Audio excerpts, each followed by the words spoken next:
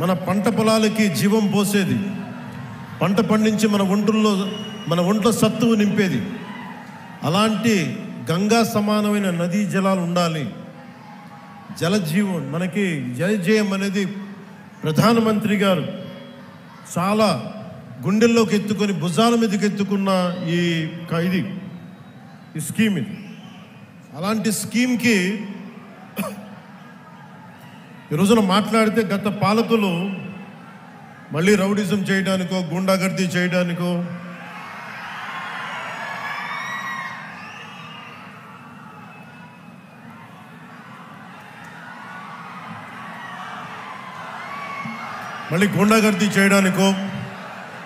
Rowdyism చేయడానికో అలాంటి భావన మళ్ళీ ఉంది. మీకు తెలుసు కదా, రౌడిజానికి గుండాగర్దీలకి బయటపడితే మన రాజకీయాల్లోకి వస్తాం. కేసులు పెడతాం, వస్తే 29లో మేము అంతు చూస్తామంటే మీరు రావాలి కదా. మీరు ఎలా వస్తారో మేము చూస్తాం. నాకు వారి మీద, వైసీపీ నాయకుల మీద ఈరోజు చెప్తున్నాను, మొదటి నుంచి చెప్తున్నాను, వ్యక్తిగతంగా నాకు ఎవరి మీద కక్ష ఉండదు. మనస్ఫూర్తిగా నా గుండెల మీద ఆత్మసాక్షిగా చెప్తా, నాకు ఎవరి మీద కోపం ఉండదు. కానీ మీరు సగటు మనిషిలో, ఈ దేశంలో ఉన్న సగటు మనిషికి, సగటు మధ్యతరగతి మనిషికి, సగటు రైతుకి, సగటు యువకుడికి, సగటు యువతకి మీరు కనుక భయభ్రాంతుల్ని క్రియేట్ చేస్తే దాన్ని ఎదుర్కొనే కదా ఇక్కడ దాకా వచ్చాం. మీకు 151 సీట్లు వచ్చినప్పుడు కదా, నేను 2 చోట్ల ఓడిపోయినప్పుడు కదా మేము ఎదుర్కొని బలంగా నిలబడింది. అంటే గుండెల్లో ఎంత దమ్ము ఉండాలి, రక్తంలో ఎంత వేడి ఉండాలి మీలాంటి వాళ్ళు తట్టుకోవాలండి. నాకు తెలిసిన సినిమాల నుంచి వచ్చినవాడిని, సినిమాలో డైలాగులు చెప్పను నేను. కుత్తుకలు కోసేస్తాం, మిడకాయలు కోసేస్తాం అంటే కోయడానికి మేమేమన్నా చొక్కా ఇప్పి చూపిస్తామా?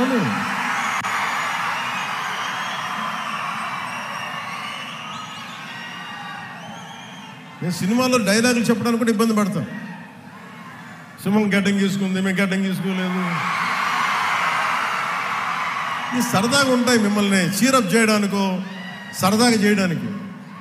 నిజంగా గడ్డం గీసుకుంటే ఎంత దరిద్రంగా ఉంటుంది చూడండి, ఆలోచించండి. స్నానం చేయకుండా, మట్టి కొట్టుకుంటా. అంటే ఇవన్నీ ఏంటంటే సినిమాల్లో చెప్పిన డైలాగులు.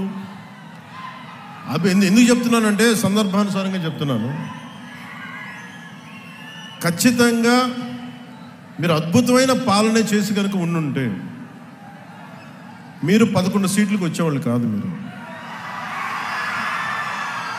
అంటే ఇది రెలవెంట్ కాబట్టి చెప్తున్నా. ఇది కక్ష తీర్చుకునే ప్రభుత్వం కాదు. ఇది తప్పులు చేస్తే శిక్షించే ప్రభుత్వం ఇది. అలాంటిది అంటే ఇది ఎందుకు చెప్తున్నానంటే మీకు వినండి, మళ్ళీ అరవండి. మీ ఉత్సాహాన్ని కాదనలేదు, మీరు వినండి. అంటే మీరు అరుపులు అరుచుకుంటూ వెళ్ళిపోతున్నారు, వాళ్ళేమో బెదిరిస్తూ ఉన్నారు, కోస్తామంటున్నారు. మళ్ళీ మీ ఎర్ర జెండా శక్తి తెలియదు వాళ్ళకి. మీ గుండెల్లో ఉన్న ఆ వేడి రక్తం గురించి తెలియదు వాళ్ళకి. అంటే కడుపు కాలి ఉన్నవాడికి కష్టపడి పనిచేద్దాం అనుకున్నా మళ్ళీ తిరిగి కోపం తెప్పించుకోండి. తల ఉంచుకొని పని చేసుకుంటూ వెళ్ళిపోతున్నాం. నిజంగా 11 సీట్లు వచ్చిన ఆ పార్టీగా మేము గౌరవిస్తున్నాం.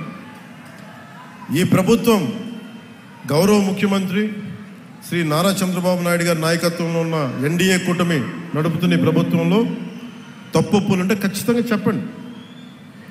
ఖచ్చితంగా చెప్తే మేము సరిదిద్దుకుంటాం, లేదా వివరణ ఇస్తాం. అంతేగాని మేము కుత్తుకులు కోసేస్తాం, రంపాలు తెస్తాం, రంపాలు పెట్టి కుత్తుకులు కోస్తామంటే మీకు తెలుసు కదా, అలాంటి వాటికి తాటాకి చప్పుళ్ళకి మేము భయపడం. సో జల్ జీవన్ మెషిన్కి 2019 నుంచి 2024కి నరేంద్ర మోదీ గారి ఆధ్వర్యంలో నాయకత్వంలో ఉన్న కేంద్ర ప్రభుత్వం మన రాష్ట్రానికి 26,000 కోట్ల రూపాయలు శాంక్షన్ చేసింది, మనకి ఖర్చు పెట్టమని. మీరు ఊహించండి ఎంత ఖర్చు పెట్టారో వీళ్ళు. 26,000 కోట్లు మొత్తం ఇస్తామంటే దానికి మ్యాచింగ్ గ్రాంట్ ఇవ్వకపోవడం వల్ల 4,000 కోట్ల రూపాయలు ఖర్చు చేయగలిగింది. ఆ 4,000 కోట్ల రూపాయలు పోని కనీసం కొన్ని ఊళ్ళకి దాహం తీర్చారా అంటే అది కూడా తీయలే. ఆ 4,000 కోట్లకి పైపులు వేసుకున్నారు, అంతే. పైపులు వేసారు. ఇప్పుడు పైపులు వేస్తే వాటర్ సోర్స్ చూపించాలి కదా. ఎక్కడి నుంచి నీళ్లు పట్టుకొస్తున్నావు, చెరువు నుంచా, కుంట నుంచా, ఎక్కడి నుంచి పట్టుకొస్తున్నావు అంటే అవి కూడా చేయలేదు. పైపులు వేసి కూర్చోబెట్టారు. ఎప్పుడు మనకి ఉపరితలం నుంచి మన సర్ఫేస్ వాటర్ ఎప్పుడు వస్తుందని. దీనివల్ల ఆ 4,000 కోట్లు కూడా చాలా వరకు వృధా అయిపోయింది. ఈ రోజున జేజేఎం మెషిన్ ఆగిపోతుంది. ఈరోజు మనం కూటమి ప్రభుత్వం ఎందుకు ఇంత బలంగా ఉన్నామంటే మీరు మా మీద పెట్టిన నమ్మకానికి అన్నదమ్ములు, ఆడపడుచులు, యువత, పెద్దలు, పిన్నలు, రైతాంగం, మధ్యతరగతి అందరూ నమ్మి ఓటేస్తే